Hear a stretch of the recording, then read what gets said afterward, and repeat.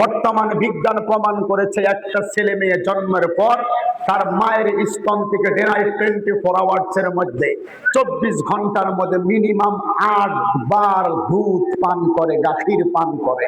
কয়বার বাবা? 8 বার 24 ঘন্টায়। আর প্রত্যেকবার 200 গ্রাম থেকে শুরু করে 1 পোয়া পর্যন্ত দুধ পান করে। এবার একটা হিসাব যদি আমরা করি, 1 পোয়া করে যদি 24 ঘন্টায় 8 বার পান করতাম মায়ের স্তন থেকে, তাহলে একদিন 2 লিটার করে দুধ আমি ওয়াইস করুনি আমার জন্মদাতা গর্ভধারিণী মায়ের থেকে আমি পান করেছি, আপনিও পান করেছেন। প্রত্যেক দিন 2 লিটার করে দুধ পান করেছি আমরা 2.5 বছর 30 মাস। কত মাস? মিনিমাম 30 মাস। এই যে 30টা মাস দুনিয়াতে মায়ের স্তন থেকে প্রত্যেক দিন 2 লিটার, 60 দিনে 30 দিনে 60 লিটার দুধ, 30 দিয়ে আপনি 2.5 বছর 30 মাস, 60 দিয়ে 30 মাসকে পূরণ করুন, ইকুয়াল টু মিনিমাম 36 মণ দুধ। কত মণ? 36 মণ। মণ 40 কেজিতে 1 মণ। আমি ওয়াইস করুনি আমার জন্মদাতা গর্ভধারিণী মায়ের স্তন থেকে মিনিমাম 36 মণ দুধ দুনিয়াতে পান করেছি, আপনিও করেছেন। একবার জোরে বলুন আল্লাহু আকবার। আরে ভাই আরো জোরে, পিছনের সবাই জোরে বলুন আল্লাহু আকবার। 36 মণ দুধ আমি ওয়াইস করুনি কে আমার মা খাওয়াবো। আপনাকে আপনার মা দুনিয়াতে খাওয়িয়ে দুনিয়াতে আপনার পিছনে 20টা বছর বিনা টাকায় শ্রম দিয়েছিল। বিনা টাকায় 1টা টাকাও আমরা কেউ মাকে দেই নাই। গভীর রজনীতে প্রস্রাব লাগতো, মায়ে জানতো আমার ছেলেটার প্রস্রাব লেগেছে।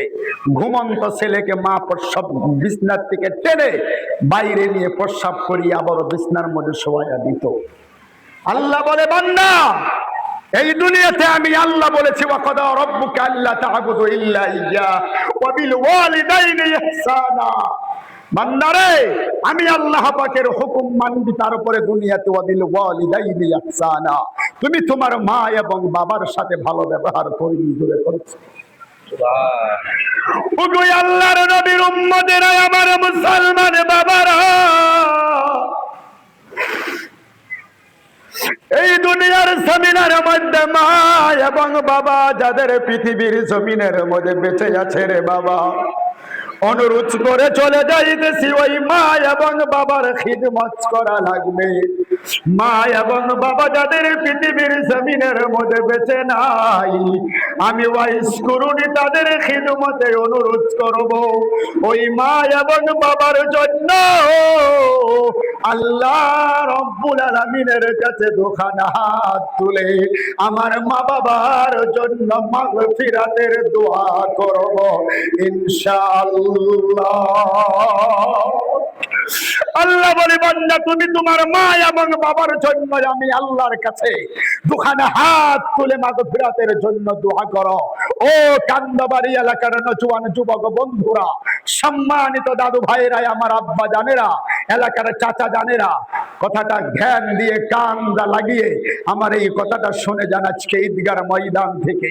দুনিয়াতে যতদিন বেঁচে থাকবেন আপনি আপনার মা এবং বাবার জন্য আল্লাহ পাকের কাছে দোয়া করবেন মাগফিরাতের। আল্লাহুম্মা রাব্বিরহামহুমা কামা রাব্বায়ানি সগীরা। ওগো আমার আল্লাহ, ছোটবেলায় যেমন করে আমার মা আমাকে লালিত পালিত করত,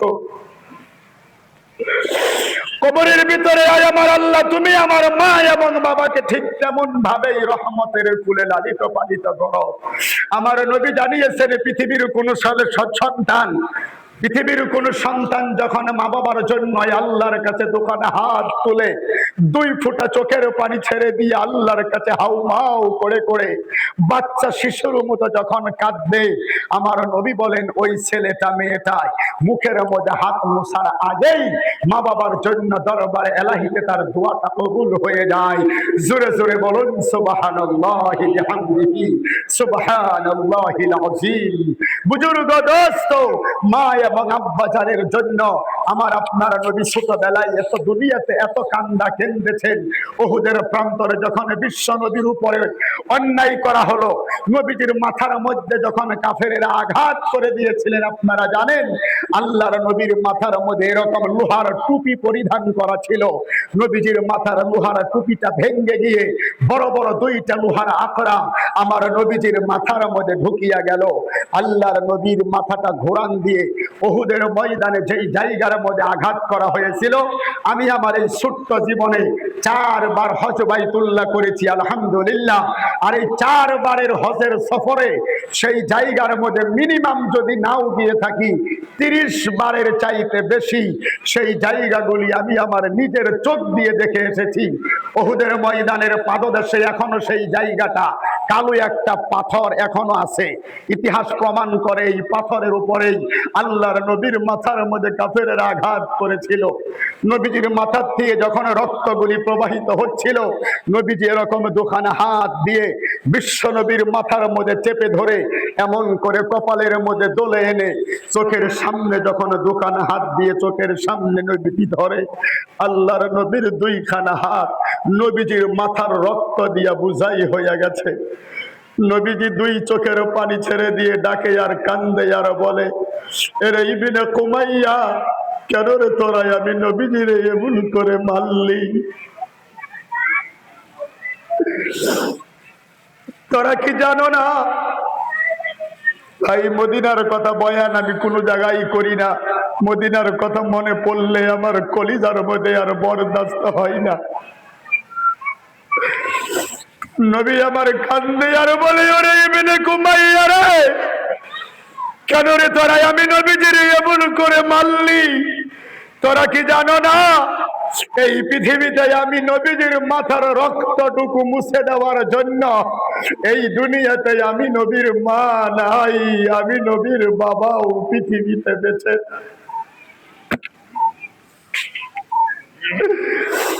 কেন রে আমি নবীজির এমন করে তোরা মারলি?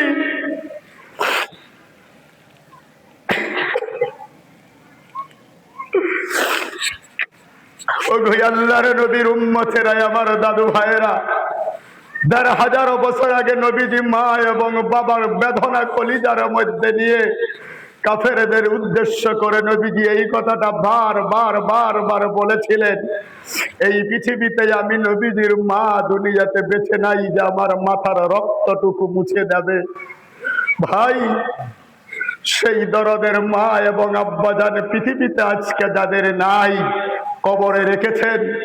ঈদের দিন আপনাকে আপনার মা বাবায় টাকা পয়সা কিছুই যদি দিতে নাও পারত, ঈদগাহে আসার সময় মা বাবার ঘরের সামনে গিয়ে যখন বলতেন আব্বা, মা বলে যখন ডাক দিতেন, আপনার মা এবং বাবা যাদের বেঁচে নাই তাদেরকে বলছি, কমাস কম মাথার মধ্যে হাত বুলিয়ে দিয়ে বলতেন, যাও বাবা, ঈদগাহে ভালোভাবে যাও, আমাদের জন্য দোয়া করো।